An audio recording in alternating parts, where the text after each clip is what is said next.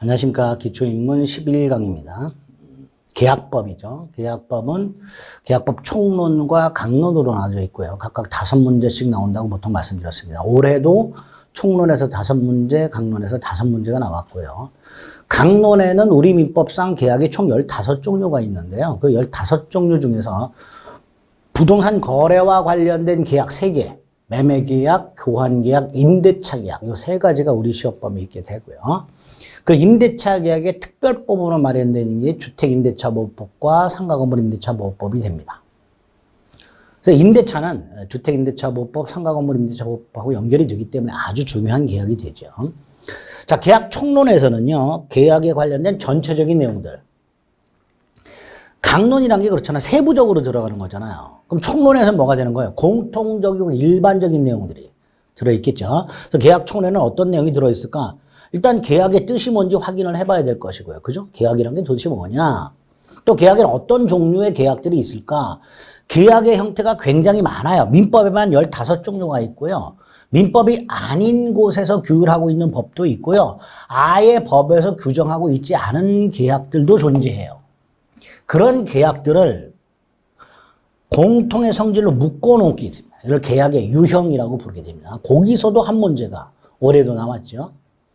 계약의 성립이라고 계약의 체결을 말하는데요. 요게 이제 당사자들 사이의 다툼의 첫 번째예요. 당사자 간에 예를 들어서 매매 계약을 둘러싸고 다투고 있다. 그럼 제일 먼저 다투는 게 뭐냐? 계약을 했네 안 했네 갖고 다투단 말이죠.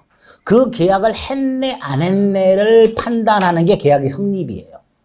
계약의 성립은 다른 말로 계약 체결이라고 하게 됩니다. 보통 우리는 얼핏 계약서 같은 걸 써야 계약이 체결됐다라고 생각하는 경향이 있어요. 그렇지 않습니다. 그래서 계약이 체결됐는가 안 됐는가, 각과 을이 매매 계약을 했는가 안 했는가를 이 계약의 성립 파트를 가지고 판단하게 됩니다. 그 다음 이 계약의 효력이라고 되어 있는데, 이 계약의 효력은 계약 중에서 쌍무계약이라는 게 있어요. 쌍무계약이란 간단하게 계약을 두 사람이 할 거 아니에요. 이 양당사자에게 채무가 생길 때, 둘 다 채무가 생길 때, 이거를 쌍무라고 합니다. 대표적인 매매죠. 매매 계약을 하면 매도인이 파는 사람이죠. 파는 사람은 물건을 넘겨줘야 되는 채무가 생겨요. 사는 사람, 매수인은 대금을 지급해야 될 채무가 생겨요. 이때 매도인이 물건을 넘겨주기 때문에 매수인은 대금을 지급하죠. 반대로 매수인이 대금을 지급하기 때문에 매도인은 물건을 넘겨주죠. 이렇게 서로 상대방의 채무가 때문에 관계에 있을 때 이걸 대가적이라고 얘기를 해요. 결국 쌍무계약이란 계약 양당사자에게 대가적 채무가 생기는 걸 쌍무계약이라고 합니다. 보통의 계약이 쌍무계약이에요. 물론 편무계약이라는 것도 있어요. 그러나 대부분의 계약이 쌍무계약이기 때문에 계약 총론에서는 쌍무계약에 공통적으로 적용되는 제도들을 몇 개 규정해 놨습니다. 그게 이 계약의 효력이에요. 여기 가면 동시이행의 한변권 같은 제도가 나옵니다.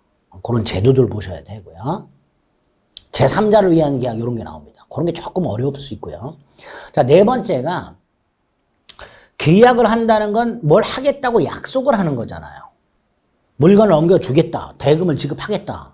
이렇게 약속을 하는 거잖아요. 그때 그 약속에 의해서 뭐뭐 하겠다를 채무라고 하는 거예요. 근데 채무를 이행하지 않으면 어떻게 되는가의 문제가 당연히 생기겠죠. 당사자 간에 계약을 했고 약속을 지켰어요. 매도인은 물건 넘겨줬고 매수인은 대금을 지급했고 서로 약속을 지켰어. 채무를 이행했어. 그럼 별다른 문제가 없겠지요. 문제는 어디 생겨요? 채무를 이행하지 않았을 때.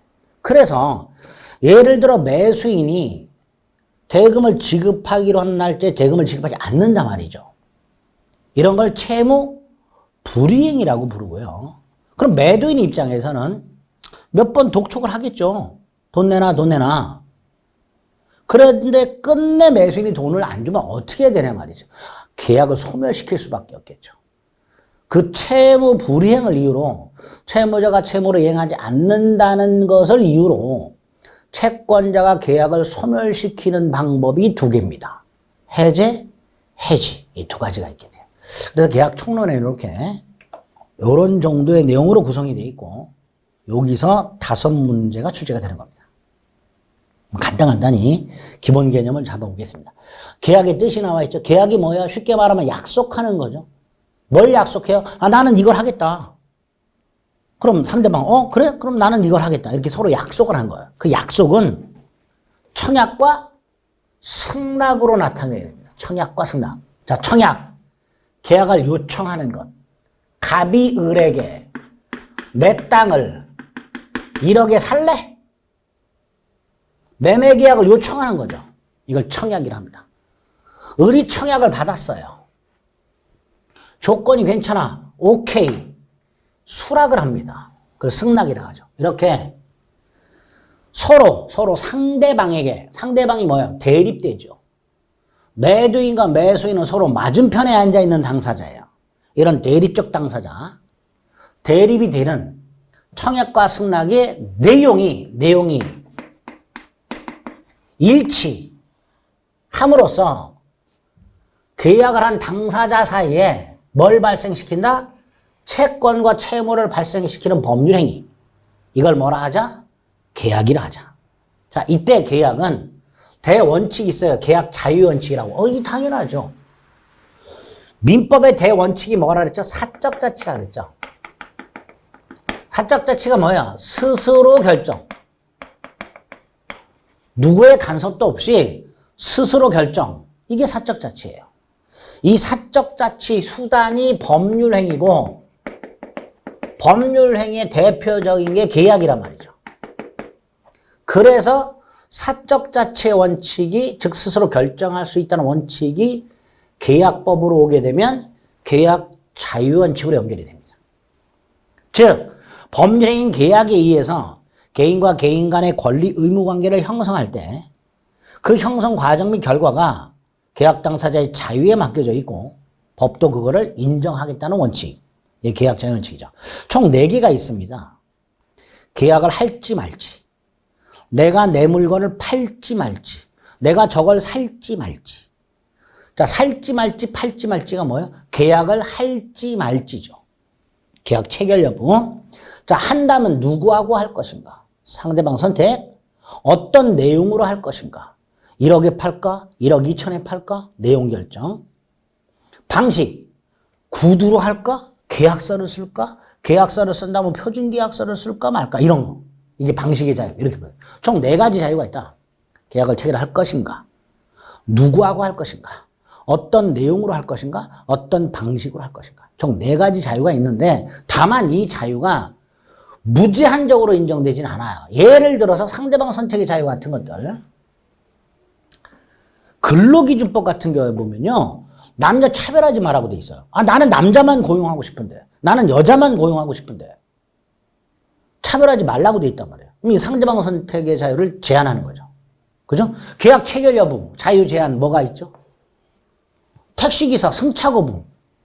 이거 과태료 물고 처벌되잖아요. 그럼 뭐예요? 계약 체결의 자유가 없는 거예요. 이런 식으로 계약 자유 원칙이 4가지가 있긴 있는데 그 4가지가 무제한적으로 인정되는 것은 아니고 일정한 제한을 갖게 됩니다. 그 제한 중에서 우리가 본 게 있어요. 뭐가 있었죠? 반사회 질서 행위 무효, 불공정한 행위 무효. 예컨대 불공정한 행위 보세요. 500원짜리 KF 구사 마스크로 내가 1만 원에 팔겠다는데, 내가 2만 원에 팔겠다는데 그게 내용 결정의 자유잖아요. 그런데 그게 불공정하다면, 즉 폭리에 해당된다면 무효로 만들어 버리니까 우리가 민법 총칙에서 어떤 반사회 질서 행위 무효나 불공정한 행위 무효는 바로 내용 결정의 자유 따위를 제한하는 법이 되는 거예요. 자, 어쨌든 계약이란 건 이런 거고 계약 자유원칙이 4가지가 있으며 이 계약 자유원칙이 무한정 인정되는 건 아니다. 뭐 이 정도 생각해 주시면 돼요. 그 다음에 계약의 종류가 나왔어요. 계약의 종류는 아까 뭐라 그랬죠? 무수히 많은 계약을 공통의 성질을 갖고 있는 것들끼리 묶어보자 해서 나온 게 계약의 유형이에요. 계약의 종류고. 자, 먼저 전형계약, 비전형계약 이렇게 나누는데 이건 큰 의미는 없습니다. 쉽게 말하면 전형계약은 민법에 규정이 있는 계약을 말하는 거예요. 자, 민법에는 총 15가지 계약을 규정해 놨습니다. 이걸 전형계약 또는 민법이 이름을 부여했다 그래서 유명계약이라고 해요. 유명한 계약을 말하는 게 아니고 민법이 이름을 붙였다 해서 유명계약이라고 부릅니다. 그 중에서 매매, 교환, 임대차 요 세 가지가 우리 시험범위에 있고요. 민법에 없는 것들을 다 싸잡아서 비전형 계약 또는 무명 계약이라고 부르게 됩니다. 예를 들어서 내가 자동차 수리를 맡겨요. 자동차 수리를 맡기는 건 두 가지 계약이 결합이 되어 있어요. 자동차 수리하는 것 자체는 도급 계약이에요. 무슨 계약? 도급 계약. 그 다음에 자동차 수리업자는 자동차를 찾아갈 때까지 보관을 해야 되잖아요. 보관은 임치라고 불러요. 그러니까 자동차 수리 계약은 도급 계약과 임치 계약이 결합이 되어 있는 거예요. 자, 병원에 입원합니다. 그럼 병 치료해야 되죠. 병을 치료하는 도급 계약과 그 다음 병실을 빌리잖아요. 임대차 계약이 결합되어 있는 것들이에요. 이런 것들을 혼합계약이라 하고요. 이런 것들도 다 비전형 계약이 됩니다. 일단 이제 전형 계약과 비전형 계약은 큰 의미 없고요. 자, 중요한 게 쌍무 계약과 편무 계약입니다. 쌍무 계약은 뭐라 그랬죠? 계약을 했을 때 양당사자가 대가적 의미를 갖는 채무를 부담한다 그랬죠. 여기서 대가적 의미는 이렇게 생각하시면 돼요. 네가 하기 때문에 나도 한다라고 생각하시면 돼요. 그럼 네가 안 하면 나도 안 하겠죠. 그런 관계가 성립할 때 그런 걸 대가적 채무라고 하게 됩니다. 그걸 쌍무라고 합니다. 전형적인 쌍무가 매매하고 교환, 임대차 같은 거죠. 매매, 물건 넘겨주고 돈 받고, 교환, 물건을 서로 교환하고, 임대차, 물건을 빌려주고 월세를 받고, 물건 빌려주는 것과 월세 주는 것, 이게 다 대가적이란 말이죠. 이런 것들이 전형적인 쌍무 계약이 됩니다. 반면에 편무 계약은요, 한쪽만 채무를 부담해요. 대표적인 게 증여라는 게 있습니다. 물건을 공짜로 줘. 주기만 할 뿐 받는 게 없어요. 이게 편무입니다. 사용대차, 물건을 빌려주기만 해요. 차임을 안 받아요. 즉 무상으로 물건을 빌려주는 게 사용대차입니다. 문제가 요 놈입니다. 현상광고. 요 현상광고는 조금 이따 말씀을 드리겠습니다. 그래서 일단 전형적인 쌍무가 매매, 교환, 임대차 우리 시험범위에 있고, 증여하고 사용대차는 우리 시험범위는 아니지만 편무다라고 생각하시고, 증여, 대가 없이 물건을 주기만 해. 사용대차, 대가 없이 빌려주기만 해. 편무입니다. 현상광고는 조금 이따 볼 것이고요. 자, 쌍무하고 편무를 왜 구별하느냐? 쌍무 계약에만 조금 이따 나중에 보게 되는 동시이행의 항변권이라든가 위험부담이라는 제도가 적용이 돼요. 어디에만? 쌍무 계약에만. 그러니까 어떤 계약이 쌍문지, 편문지를 구별을 해야 동시항변권이 적용된다, 안 된다를 판단할 수 있게 된단 말이죠. 그래서 쌍무와 편무를 구별합니다. 이걸 쌍무, 편무 구별 실익이라고 부릅니다. 여기서 동시이행의 항변권에 대해서 이 항변이란 말만 일단 기억합니다. 항변이란 뭘 거절하는 권리다라고 생각하시면 돼요. 자, 쌍무계약이란 건 네가 하니까 나도 한다 그랬죠. 그래서 네가 안 하면 나도 못해 그런다 그랬죠. 이 못해가 뭐예요? 이걸 항변이라고 생각하시면 돼요. 이런 걸 두 글자로 항변, 뭘 거절하는 것, 이걸 항변이라 한다. 뒤에 동시이행의 항변권 가서 다시 한번 보겠습니다. 자, 그 다음에 이제 유상무상이 나와 있는데요. 유상무상은 계약이 완결이 됐을 때, 이행까지 끝났을 때 서로 주고받은 게 있으면 유상이고요. 주기만 했을 뿐 받은 게 없으면 무상이 됩니다. 얼핏 쌍무, 편무, 유상무상이 비슷한 개념이에요. 근데 조금 달라요. 쌍무하고 편무는 계약을 딱 체결했을 그때 양당사자에게 채무가 생겼냐, 한 사람에게만 채무가 생겼냐 가지고 구별을 하는 거고요. 유상하고 무상은 계약을 체결하고 나서 이행까지 끝났어요. 전체적으로 이행이 끝나고 나서 주고받은 게 있으면 유상이고요. 주기만 했어. 그럼 무상이 되는 거예요. 그래도 구별은 안 되죠. 자, 현상 광고 가지고 구별해 보시면 돼요. 현상 광고라는 건 뭐냐? 조금 이따가 이제 자료에도 있을 텐데. 자, 중국집 사장님이 광고를 합니다. 전단지를 붙여요. 뭐라고 붙이냐? 10,000원당 쿠폰 한 장씩 줄 테니까 그 쿠폰을 50장을 모아와라. 그러면 탕수육을 한 접시 주겠다. 이렇게 광고를 했어요. 자, 이 전단지를 본 어른요. 갑에게 나 쿠폰 언제까지 가겠다라고 약속만 해서는 안 돼요. 갑이 광고 전단지에 뭐라고 돼 있어요? 쿠폰 50장을 가져와라. 그러면 탕수육을 주겠다라고 약속을 했죠. 이때 을은 이 광고 전단지를 보고 쿠폰 50장을 모아서 갖다 줘야 갑하고 을 사이의 계약이 성립합니다. 이런 걸 현상 광고라고 해요. 즉 현상 광고 계약은 광고를 한 사람, 중국집 사장님이 광고에서 정한 행위, 쿠폰 50장을 가져와라. 이걸 완료해야만 성립하는 계약을 현상 광고 계약이라고 합니다. 자, 이 현상 광고 계약은 매매나 이런 보통의 계약과 어떤 차이가 있냐? 매매 등 보통의 계약은 약속만으로 성립해요. 그쵸? 자, 갑과 을이 1월 10일 날 갑소유 토지를 1억에 매매하는 계약을 하고요. 1월 30일 날 소유권 넘겨주고 대금 지급하기로 약속을 해요. 즉 매매 계약은 약속만으로 성립을 해요. 약속만으로. 갑이 을에게 토지를 1억에 사라 청약을 하고요. 을이 알았다 승낙을 하잖아요. 이렇게 청약과 승낙만으로 성립을 해요. 약속만으로 성립을 해. 약속만으로 체결이 돼. 이런 걸 낙성계약이라고 해요. 쉽게 생각하세요. 약속만으로 체결되는 계약. 대부분의 계약이 약속만으로 체결이 돼요. 그런데 이 현상광고 계약은 갑은 쿠폰 50장을 가져오면 탕수육을 한 접시 주기로 약속을 했지만 을의 입장에서는 50장을 가져가겠다라고 약속만 해서는 안 되고 실제로 50장을 갖다 줘야만 갑과 을 사이의 계약이 성립해요. 즉 현상광고 계약은 약속만으로는 성립하지 않고요. 어느 일방이 뭘 이행을 해야 성립을 해요. 이런 계약을 요물계약이라고 해요. 낙성계약에 대비하여 요물계약이라고 불러요.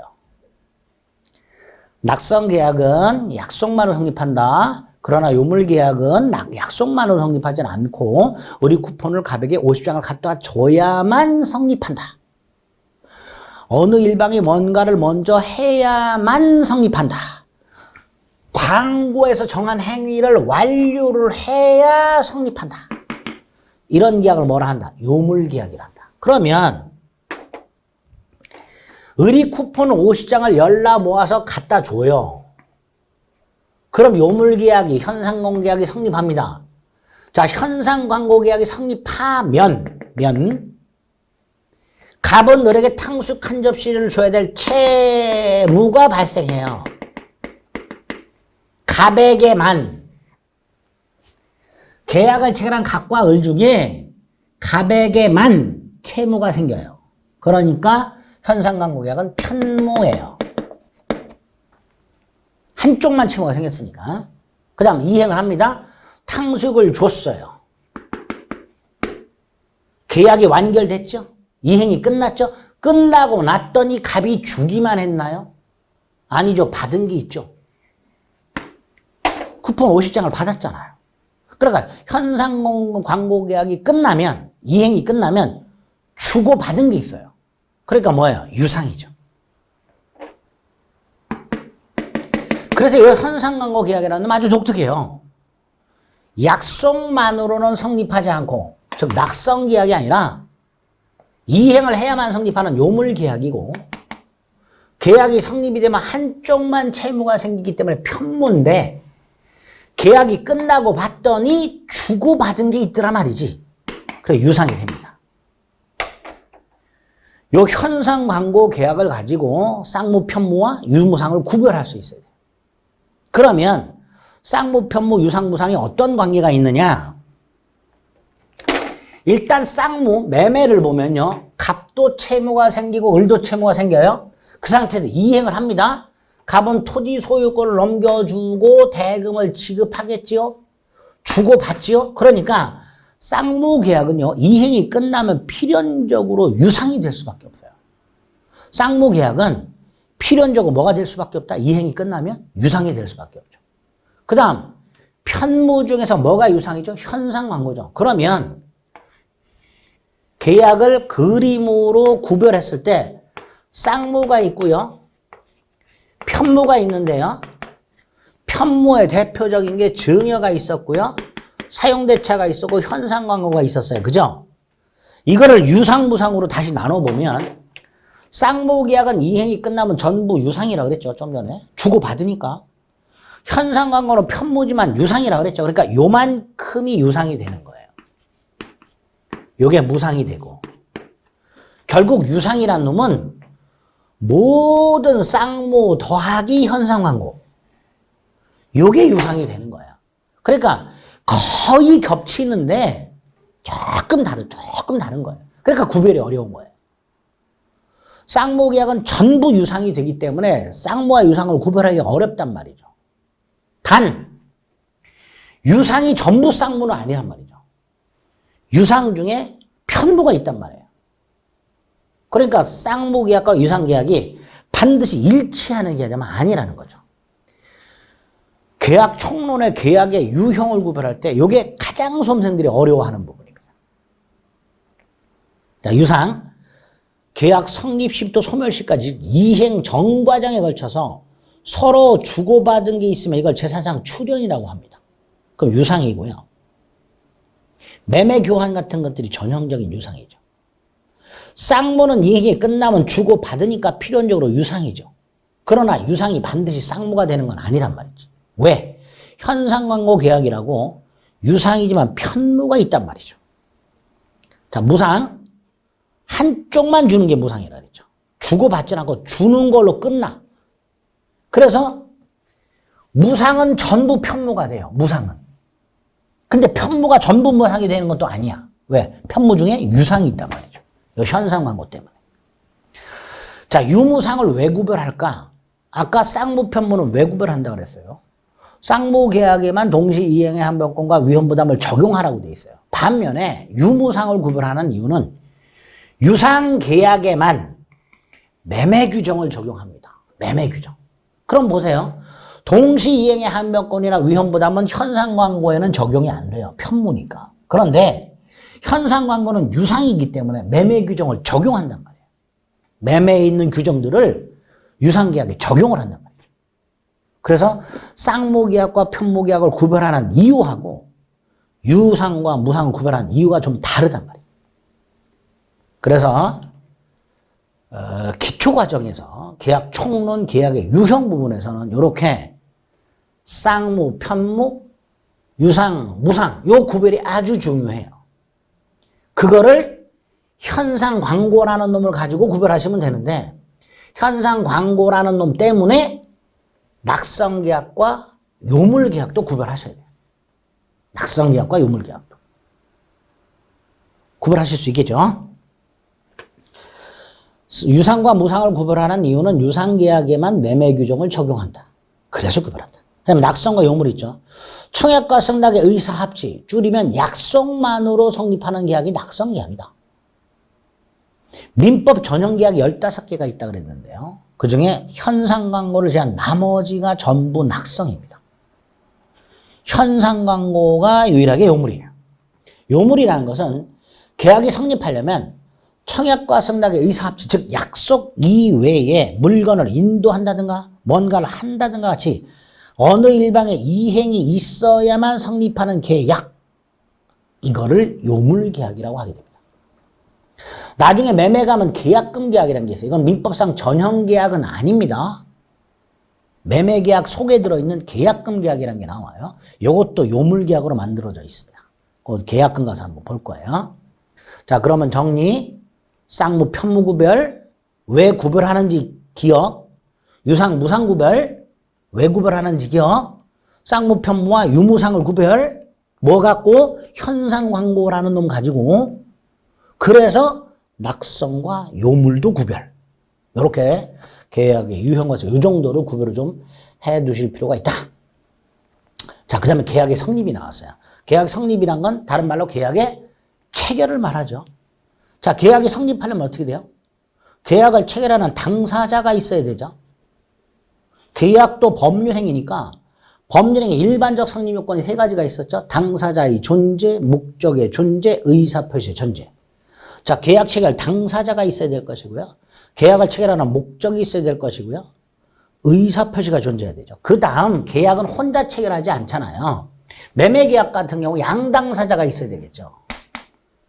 의사표시도 하나가 없죠. 두 개가 있어야 되죠. 청약과 승낙이 있어야 되겠죠. 이때 양당사자가 일치해야 되죠. 갑이 을에게 콕 찍어서 청약을 했어요. 청혼 생각해보시면 갑이 을에게 결혼합시다. 청혼. 청약입니다. 근데 을이 그럽시다. 수락. 그럼 계약이 체결돼요? 혼인이 성립해요? 아니잖아요. 갑이 을에게 청약을 했으면 을이 승낙을 해야죠. 갑이 을에게 청약을 했는데 병이 승낙을 하면 계약은 당연히 성립하지 않죠.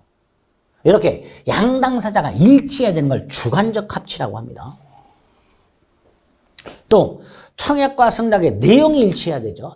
갑이 1억에 사라 그랬어요. A 토지를. 그랬더니 을이 9천에 사겠대. 계약이 성립될까요? 안 되겠죠. 그래서 청약과 승낙의 내용도 일치해야 돼. 이걸 객관적 합치라고 하게 됩니다. 자, 계약이 성립하려면 기본 양당사자의 존재 및 일치, 목적이 존재, 청약과 승낙의 의사표시의 존재 및 일치. 그래야 계약이 성립한다. 이게 보통 계약의 성립 요건이다 라고 생각하시면 돼요. 이때 양당사자가 일치하는 것을 주관적 합치, 청약과 승낙의 내용이 일치하는 것을 객관적 합치, 따라서 불합치하면 계약은 성립하지 않는다까지만 생각하시면 돼요. 이건 당연한 거예요. 주관적으로 합치가 되고 객관적으로 합치가 돼야 당사자가 일치하고 청약과 승낙의 내용이 일치해야 계약이 성립한다 그랬으니까 어느 하나라도 삐끗 불합치하면 계약은 성립하지 않게 됩니다. 자, 그 다음 이제 계약 성립의 구체적 모습이 나와 있는데 간단하게만 생각을 해봅니다. 계약이 성립하려면 좀 전에 양당사자가 존재하고 일치해야 되고 목적이 존재하며 청약과 승낙의 내용이 일치해야 되는데 특히 계약 성립에서 문제가 되는 게 객관적 합치의 문제예요.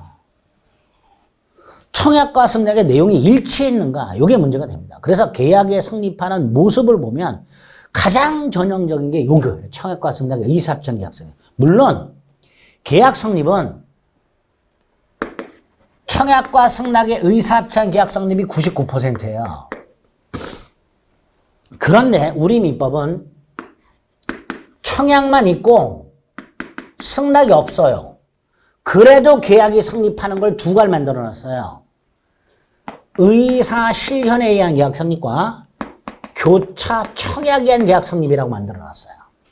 그러면 계약이 성립하는 구체적 모습이라고 해서 이 계약이 성립하는 구체적 모습을 가지고 계약이 성립했다 안 했다, 계약이 체결됐다 안 됐다, 계약이 체결됐다면 언제 체결됐다 이걸 판단하게 되는데 그 계약이 성립하는 구체적인 모습이 99%가 청약과 승낙의 의사합치예요. 그런데 우리 민법은 청약만 있고 승낙이 없는데도 계약이 체결되는 두 가지를 따로 만들어 놨습니다. 그래서 계약 성립의 구체적 모습은 총 세 가지 형태다 라고 생각하시면 되고요. 그 중에 이 청약과 승낙의 의사합치한 계약 성립이 핵심이다 라고 생각하시면 돼요. 지금부터 보게 되는 것들은 이 내용을 가지고 양당사자세에 무슨 계약이 체결됐는가 안 됐는가를 판단하는 거예요. 즉 양당사자의 계약이 성립하려면 청약은 어떤 요건을 갖춰야 되고 승낙은 어떤 요건을 갖춰야 되는가. 내용은 당연히 일치해야 되고 그렇게 계약이 성립이 되면 언제 계약이 성립하는가를 판단하는 도구다 라고 생각하시면 돼요. 자, 그 중에 99% 청약과 승낙의 의사합치로 계약이 성립한다 그랬는데 청약이 뭐예요? 계약을 요청하는 거죠. 조금 구체적으로 말하면 청약에 대응하는 이라고 대응이 뭐죠? 일치하는으로 바꾸시면 돼요. 청약과 일치하는 승낙과 결합하여 계약을 성립시킬 것을 목적으로 하는 의사표시, 이게 청약이죠. 쉽게 말하면 계약을 요청하는 거죠. 자, 이거 뭐하고 구별해야 돼요? 청약의 유인과 구별해야 돼요. 예를 들어서 구인 광고를 봅니다. 갑회사가 구인 광고를 했어요. 이러이러한 사람을 구합니다. 주 5일 근무, 하루 8시간 근무, 1시간 휴게시간, 4대 보험, 급여, 협의로 결정, 이렇게 구인 광고를 했어요. 이 구인 광고를 본 을이 갑회사에 취직하기 위해서 이력서를 내요. 이때 구인 광고를 청약으로 보면요. 이걸 청약으로 보면 이게 승낙이 될 거 아니에요. 우리 회사에 이런 조건으로 일하세요. 이거를 청약으로 보면 을이 나 여기 고용해 주세요. 이게 승낙이 될 거란 말이에요. 그럼 요것만으로 갑과 을 사이에 고용 계약이 체결이 돼야 돼요. 그런데 을이 이력서만 내는 것으로 고용 계약이 체결되나요? 아니죠. 이력서를 보고 갑이 다시 내일부터 근무하세요. 을을 불러가지고 고용계약서를 다시 쓸 거 아니에요. 갑이 다시 승낙을 해야만 고용계약이 성립하는 거예요. 그러면 을이 이력서를 내는 게 청약이 되는 거예요. 나 고용해 주세요. 그럼 이 구인 광고는 뭐냐 말이죠, 이거. 이걸 청약의 유인이라고 부르는 거예요. 청약과 청약의 유인을 구별해야 되는데요. 왜 구별해야 되냐면 청약은 계약의 내용이 됩니다. 반면에 청약의 유인은 원칙적으로 계약의 내용이 아니에요. 원칙적으로 계약의 내용이 아니게 되는 거예요. 무슨 말인지 아시겠죠? 그래서 청약과 청약의 유인을 구별해야 되는 거예요. 자, 청약은 청약과 일치하는 승낙만 받으면 계약이 성립할 때 청약이라고 해요. 반면에 청약의 유인이란 상대방의 청약을 유도해요. 그래서 청약을 유인한 사람이 구인 광고를 한 회사가 상대방으로부터 청약을 받고 다시 승낙을 해야 계약이 성립하는 경우, 요거를 청약의 유인이라 한다. 대표적인 구인 광고, 아파트 분양 광고 등이 청약의 유인이 됩니다. 그래서 청약은 특히 내용이 승낙만 받으면 계약이 성립될 정도의 구체적 내용을 포함하고 있어야 청약이 됩니다. 자, 청약자는 누군가가 할 텐데 이 상대방 생각해 보세요. 청약이라는 건 계약을 요청하는 의사표시인데 누군가를 콕 찍어서 해야 되는 게 원칙이겠죠, 보통. 갑이 청혼을 할 때 을을 콕 찍어서 나하고 같이 삽시다, 평생. 이렇게 콕 찍어서 하는 게 보통이잖아요. 그죠? 그런데 청약의 상대방은 꼭 특정인이 아니어도 돼요. 불특정 다수를 상대로 청약을 할 수 있어요. 대표적인 게 자동 판매기 설치입니다. 자동 판매기를 설치한 다음에 그 판매기 안에 물건을 넣은 다음 가격표를 붙이죠. 이게 뭐예요? 요 물건을 요 가격에 사세요라는 청약입니다. 근데 자동 판매기를 설치할 때 특정인을 생각하고 설치한 거예요? 아니죠. 불특정 다수인을 생각하고 자동 판매를 설치한 거잖아요. 그러니까 정리. 청약은 계약을 요청하는 의사표시다. 확정적이고 구체적 내용이 들어있어서 승낙만 받으면 계약이 성립한다. 따라서 청약의 유인과는 구별하자. 네 번째, 청약의 상대방은 특정인일 수도 있지만 자동 판매기 설치처럼 불특정 다수인에게 청약을 할 수도 있다. 딱 여기까지. 자, 이때 청약의 효력이 뭐예요? 계약 성립 가능성이죠. 청약만으로는 계약이 성립하지 않잖아요. 계약이 성립할 가능성이 열리는 게 청약의 효력이 됩니다. 그 청약에 대응해서 승낙을 해야 계약이 성립하죠. 이때 승낙자는 청약을 수령한 사람이 되겠죠. 두 번째, 누구에게 승낙을 할까? 승낙을 하려면 누구한테 해야 돼요? 청약자한테 해야 되죠. 불특정 다수인을 상대로 승낙이란 건 있을 수 없죠. 청약을 한 그 사람한테 승낙을 해야 되잖아요. 그래서 중요한 거, 청약은 특정인뿐만 아니라 불특정인에게도 청약을 할 수 있어요. 자동 판매기 설치처럼. 그러나 승낙은 반드시 특정한 청약자에게 해야 돼. 그래야 계약이 성립하는 거예요. 어쨌든 승낙은 청약과 일치하는 의사를 표시해서 계약을 성립하고자 하는 청약 수령자의 의사표시를 말할 것이고, 승낙의 상대방은 반드시 특정한 청약자에게 해야 돼요. 문제가 언제까지 승낙해야 되는가 이 문제가 생겨요. 그죠? 천년 만년 승낙할 수 있는 건 아니지 않습니까? 그래서 보통 청약을 하는 사람이 언제까지 답을 달라라고 기간을 정해요. 갑이 을에게 자신의 A 토지를 1억에 팔겠다는 청약을, 그래서 이제 우편을 작성해서 청약서 1월 10일 날 을에게 우편으로 발송을 했고, 이게 1월 12일 날 도달을 했어요, 을한테. 자, 을이 우편물을 뜯어봤더니 갑에 청약이 들어있어. 땅을 1억에 팔겠대. 그걸 10일 날 받아서 알게 됐어. 근데 그 청약서에 뭐라고 돼 있냐? 30일까지 답을 달라고 돼 있어. 갑이 을한테 청약서를 보내면서 내 땅 A 토지를 1억에 팔 테니까 30일까지 수락 여부를 답을 달라. 요게 승낙 기간이 되는 거예요. 요게 승낙 기간이 되는 거예요. 그런데 우리 민법은 반드시 기간을 정해서 청약을 하라고는 되어 있지 않아요. 이거 조금 까다로우니까 기간 정한 것만 생각할게요. 청약을 한 사람이 청약서에 승낙 기간을 정해놨다. 그러면 을의 입장에서는 이 청약을 수락할 수도 있고 거절할 수도 있잖아요. 갑이 A 토지 1억에 사라는 청약에 대해서 을이 사겠다. 승낙할 수도 있고요. 아, 싫어. 거절할 수도 있잖아요. 자, 이때 승낙을 하려면 요 기간 내에 을의 승낙서가 갑에게 도달해야 계약이 성립해요. 당연하죠.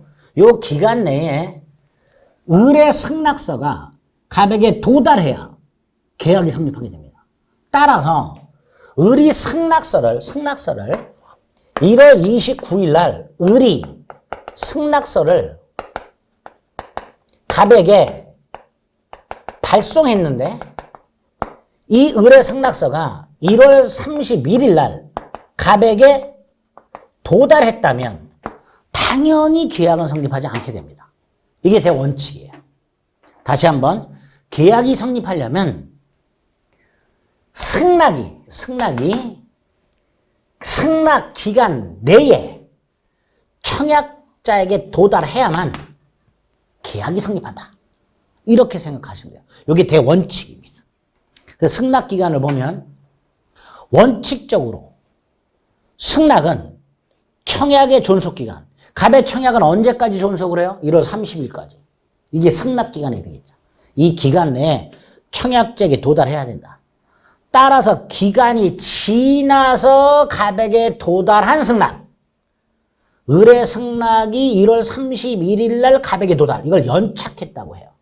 그럼 계약은 성립하지 않게 됩니다. 이게 대원칙입니다.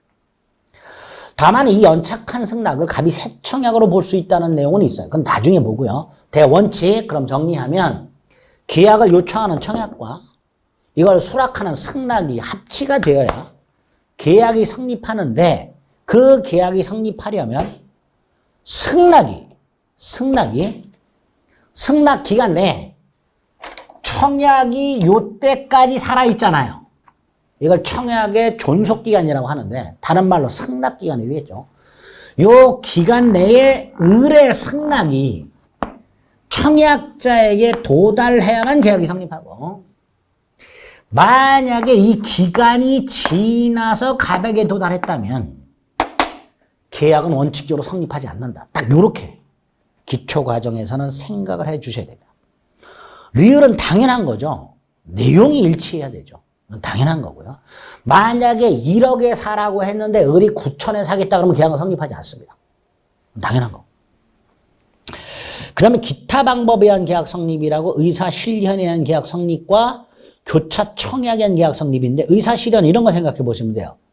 지하철에 앉아 있는데 물건 판매하는 사람이 지하철을 타더니 무릎 위에다 물건을 올려놔요. 한참 광고를 하더니.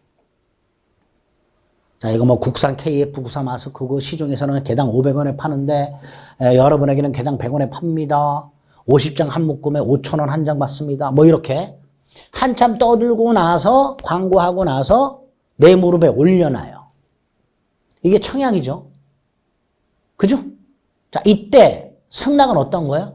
그 사람이 물건을 돌리고 내 자리에 돌아왔을 때 내가 사겠다. 이게 승낙이 될 거 아니에요.